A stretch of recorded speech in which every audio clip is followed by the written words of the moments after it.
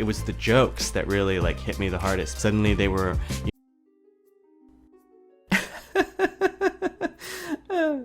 I'm legitimately sorry. That tiny Asian man with a giant cat is the best thing about this video. When did I realize my race? I'd say I was about 12 years old. I was 10 years old. I was about 14. You know what? I'm going to try and remember those ages because I feel like they might be relevant somehow. So I was 6 years old, first grade, and a girl in my class was having a yard sale, but she said that I could not come because her mother told her that black people steal a lot. I mean, it's the FBI who says that you're twice as likely per capita to steal something than someone else. Just gonna put that out there. I was honestly just really confused because I didn't really understand why I couldn't go. Okay, well I guess if you didn't know you were black, then you wouldn't understand the implication that she thought you would steal a lot. Like, what does black people stealing have to do with me? Well, I don't know. What do I have to do with slave owners? I grew up in Puerto Rico, so like race really wasn't a thing because we are the race. Be that as it may, you have a serious problem with your caste system now, don't you? I believe it's Martin Luther King who said, "In the United States, a man's color determines what class he belongs to. In Puerto Rico, a man's class determines what color he is. So don't get too high and mighty over there, will you?" So you'd see people and be like, oh, that's a black Puerto Rican, that's a white Puerto Rican, that's a Dominican Puerto Rican. And you get a Puerto Rican, and you get a Puerto Rican. I didn't really get race till I was the only Hispanic who joined an all-white fraternity. I know I'm nitpicking here, but if you were there, was it really an all-white fraternity? Just saying. They all had the same jokes. Like, it was always like, oh, we need a metal detector now. I bet the house is clean. Oh, here comes sticky fingers. The dumb thing is, the jokes I heard when I was 17, I still hear now and I'm 30. Just different frat guys. Wait a minute. Are you saying that you're 30 years old and hanging out at a fraternity? I sense deeper issues here. I was in middle school and I was having lunch with friends, and a kid called across the courtyard, "Hey Reika, where did you get your shoes from? Kmart because you're poor, because you're from India?" Well, what exactly did your shoes look like? As someone who actually grew up poor, I actually got asked that quite a bit. But I was a white kid. We were 10, so this is basically my first experience with the building blocks of a racist argument. His logic is, I'm Indian, therefore I must be poor, therefore I must buy cheap shoes. I think I figured it out. I'm actually trans-Indian. Is that a future Trump supporter? Teehee. Again, dear, I have to wonder, did you just have some ugly-ass shoes?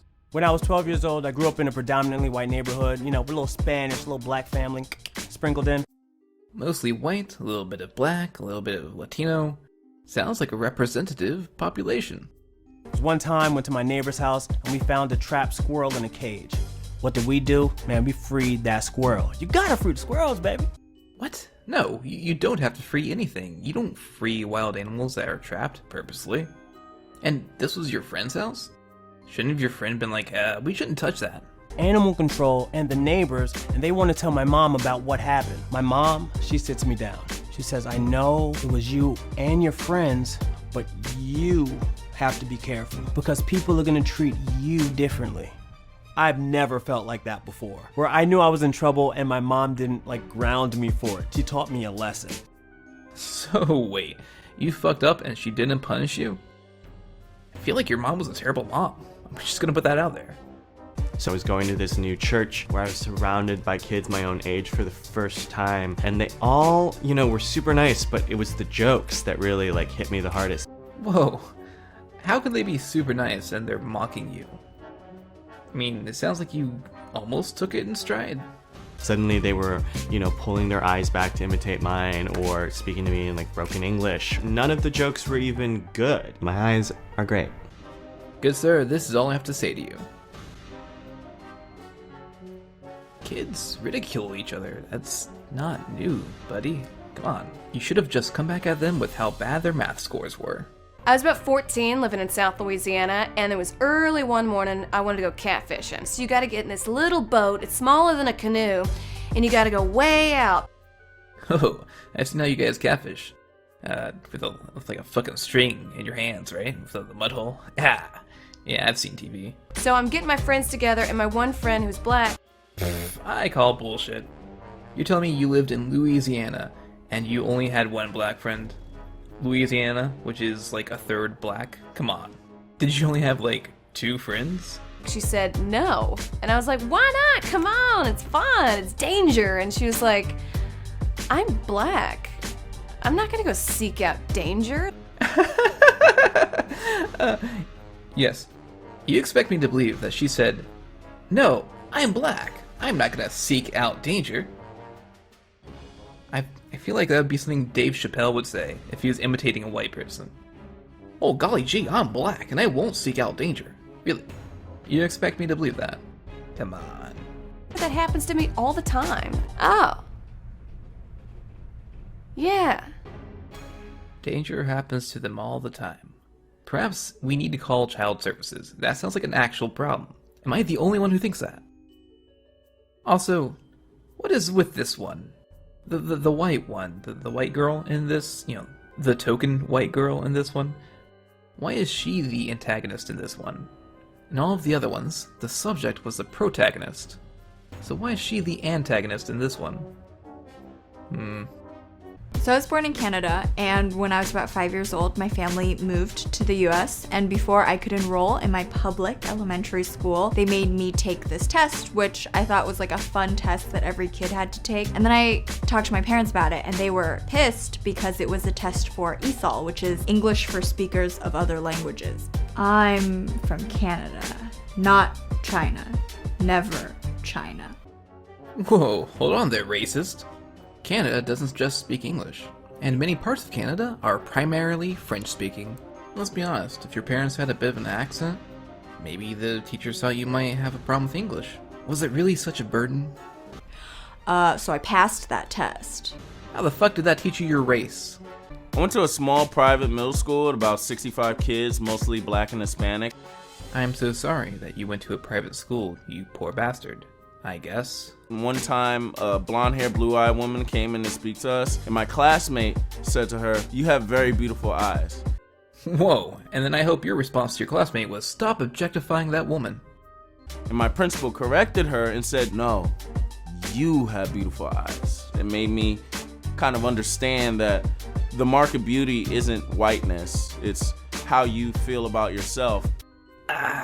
This is really awkward, but the mark of beauty is not how you feel about yourself. It's about how other people feel about you. It's in the eye of the beholder, not the person being beheld. Let me guess, you're one of those body-positive people. Or one of those people who thinks that having sexual preferences is racist, aren't you? That moment made me feel proud to be black. Their compliment made you proud to be black? So did you read that compliment as a, "No, darling, that blue-eyed woman is not attractive, but you sure are"? I swear to God, really, these just give me more questions and fewer answers than I was hoping for. If I could go back in time, I'd tell my younger self to fuck with them more, to pass that ESOL test with flying colors, and then show up only speaking Chinese. That would actually be kind of hilarious. You should have done that, yes. First thing I'd say is, don't get in that boat, Amber, okay? It's gonna fall over and it's gonna be really scary. As opposed to, lottery numbers or something? And the second thing I'd say to my friend is, I'm sorry, I didn't know. That's right. You apologize to that black, theoretical, probably not actually real girl who talked like a fucking robot. Wait. Are you telling me that after all that bullshit about how she's like, "No, I go through danger all the time, I won't do it," she still got in the boat with you? God, fuck off. Honestly, I don't know what I would do. You know what you'd do. You know exactly what you'd do. But thankfully, that many years ago, the world wasn't going insane like it is now. Your victimology wouldn't work back then.